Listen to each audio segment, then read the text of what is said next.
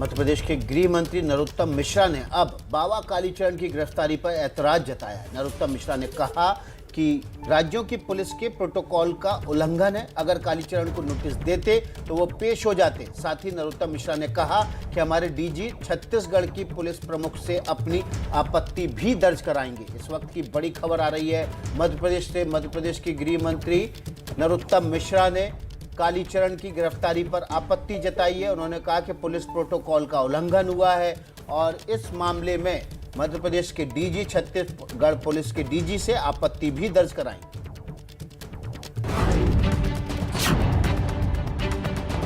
सुखदेव राजगुरु भगत सिंह जी की फांसी गांधी रुकवा सकते थे, लेकिन नहीं रुकवाई जानबूझ के।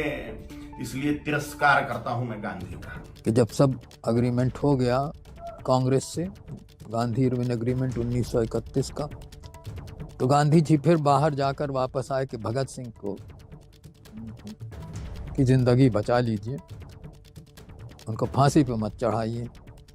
तो इरविन ने कहा कि मैंने फिर भी इनकार कर दिया, मैं नहीं तैयार। तो इसलिए ये बिल्कुल झूठ है कि गांधी जी ने भगत सिंह के लिए कोई कहानी। पाकिस्तान बांग्लादेश को जोड़ने वाला कॉरिडोर मांग लिया मुसलमानों ने कि भारत को और खाया जाए। इसके लिए गांधी अनशन पे बैठने वाले थे। कॉरिडोर से क्या मतलब गांधी जी? न इस पे कभी वो बैठे। ये तो पागलपन का सवाल है। लाखों करोड़ों हिंदुओं को मार के उनकी लाशें भेजी गई। लाखों हिंदुओं को, 27 लाख हिंदुओं को मार डाला गया एक ही दिन में, डायरेक्ट एक्शन डे के दिन, जिन्ना के द्वारा। और पाकिस्तान में से जो ट्रेनें आ रही थी वो लाशों से ही भरी हुई थी, महिलाओं के और पुरुषों के। और यहाँ गांधी अनशन कर रहे थे कि 55 करोड़ रुपए दो पाकिस्तान। वो सिर्फ इस वजह से नहीं बैठे थे, ये भी एक झूठ फैलाया जा रहा है। 55 करोड़ पाकिस्तान को देना नहीं था, पाकिस्तान के थे। जो स्टर्लिंग बैलेंसेस थे उसमें पाकिस्तान का वो हिस्सा आता है। तो ये झूठ है कि वो पाकिस्तान को गिफ्ट दिया गया।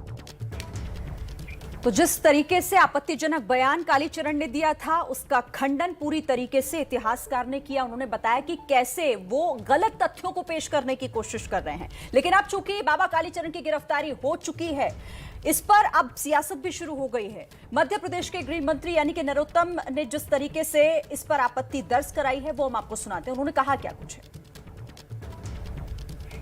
प्रोटोकॉल का उल्लंघन कांग्रेस की छत्तीसगढ़ सरकार को नहीं करना था। संघीय मर्यादाएं इसका बिल्कुल इजाजत नहीं देती हैं। उन्हें सूचना देनी चाहिए थी। छत्तीसगढ़ सरकार चाहती तो उनको नोटिस देकर भी बुला सकती थी। मैंने मध्य प्रदेश के डीजीपी को कहा है कि तत्काल छत्तीसगढ़ के डीजीपी से बात करें कि ये क्या तरीका है उनका गिरफ्तारी का। ये तरीके पर आपत्ति व्यक्त करना है, अपना विरोध दर्ज कराएं और स्पष्टीकरण भी लें। तो देखिए, बाबा कालीचरण की गिरफ्तारी को लेकर अब राजनीति शुरू हो गई है। गृह मंत्री मध्य प्रदेश के नरोत्तम मिश्रा, उन्होंने आपत्ति जताई है। हमारे सहयोगी ब्रजेश राजपूत भोपाल से सीधे जुड़ गए। ब्रजेश का रुख कर लेते हैं। ब्रजेश, किस तरह के पुलिस प्रोटोकॉल का उल्लंघन की बात कर रहे हैं नरोत्तम? देखिए विकास, ये तो लग रहा था कि ये बात सामने आनी है, क्योंकि जैसी गिरफ्तारी हुई थी, हमने जब छतरपुर पुलिस से पूछा था, छतरपुर पुलिस के पास कोई जानकारी नहीं थी, तो लग गया था कि अब दोनों राज्यों की पुलिस के बीच तलवारें तननी तो तय है। और जैसा कि हुआ, मध्य प्रदेश के गृह मंत्री नरोत्तम मिश्रा ने इस बात पर ऐतराज जताया कि छत्तीसगढ़ पुलिस ने जिस तरीके से मध्य प्रदेश में बिना स्थानीय पुलिस को कोई जानकारी दिए, इतला दिए, छापेमारी की है, उस पर उन्होंने ऐतराज जताया है।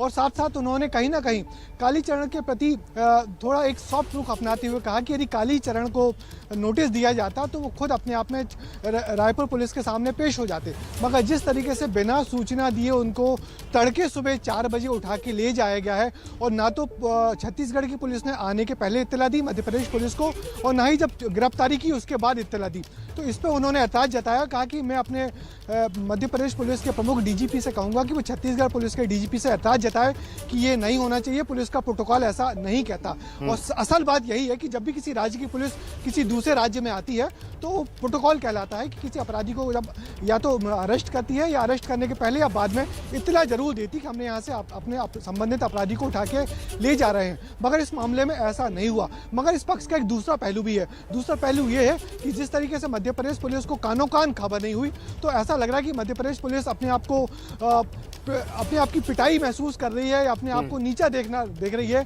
कि जिस अपराधी को पूरे देश में चर्चा हो रही है, जिसकी बड़ी बुराई हो रही है, वो मध्य प्रदेश में पिछले 3 दिनों से छुपा हुआ था। मध्य प्रदेश पुलिस को खबर नहीं थी, छत्तीसगढ़ पुलिस आई और उठा के ले गई, वो भी बिना सूचना दिए हुए। तो इस बात पे नरोत्तम जी ने ऐतराज जताया है और कहा है कि हम वहाँ के पुलिस प्रमुख से भी ऐतराज जता कहेंगे ये अच्छी परंपरा नहीं है। जी, यानी इसका मतलब ये हुआ ब्रजेश कि जिस तरह से आप जानकारी दे रहे हैं, ये मामला अब 2 राज्यों की पुलिस के बीच भी उलझेगा, यानी खींचतान जरूर होगी। बहरहाल शुक्रिया आपका हमारे साथ जुड़ने के लिए और इस बातचीत के लिए। तो बापू के खिलाफ अब शब्दों का प्रयोग करने वाला कालीचरण गिरफ्तार हो गया है। हमारे संवाददाता ज्ञानेंद्र तिवारी से आप समझिए कालीचरण की गिरफ्तारी की पूरी इनसाइड स्टोरी आखिर क्या है। राष्ट्रपिता महात्मा गांधी को गाली देने वाला कालीचरण गिरफ्तार कैसे हुआ, ये पूरी कहानी हम आपको बताएंगे विस्तार से।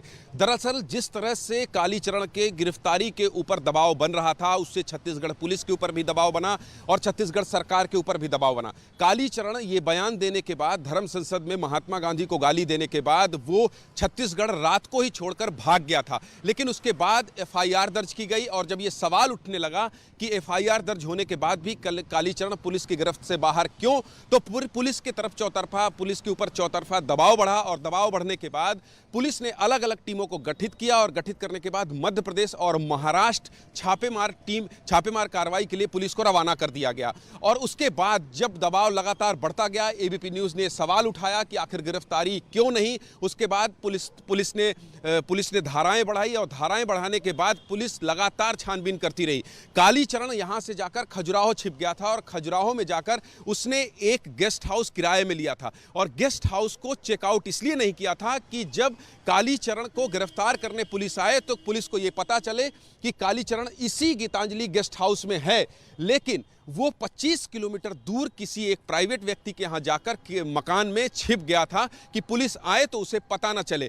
पुलिस लगातार ये कोशिश कर रही थी कि वो बाबा का भक्त बनकर कालीचरण तक पहुंचे, लेकिन उसका मोबाइल बंद था, इसलिए उसके लोकेशन की जानकारी नहीं मिल पा रही थी। और जैसे ही इस बात की जानकारी पुलिस को लगी कि ये गेस्ट हाउस से निकलकर कहीं प्राइवेट व्यक्ति के यहाँ छिप गया है, तो आज सुबह 4 बजे पुलिस वहां पहुंचकर सीधे कालीचरण को गिरफ्तार कर ली। अब कालीचरण को गिरफ्तार करने के बाद उसे लाया जा रहा है, वो रास्ते में है, उससे पुलिस कुछ भी पूछताछ कर रही है तो वो कुछ भी नहीं बता रहा है। ऐसा लग रहा है जैसे वो किसी ध्यान में मग्न है। फिलहाल कालीचरण को गिरफ्तार कर रायपुर पुलिस की टीम वो रायपुर आ रही है और फिर उसको कोर्ट में पेश किया जाएगा और पुलिस कितने दिन के रिमांड मांगती है और उसके आगे की कार्रवाई क्या होगी, ABP न्यूज़ में पल पल की खबर आपको हम देते रहेंगे, अपडेट करते रहेंगे। कैमरा पर्सन दुर्गेश साहू के साथ ज्ञानेंद्र तिवारी, ABP न्यूज़।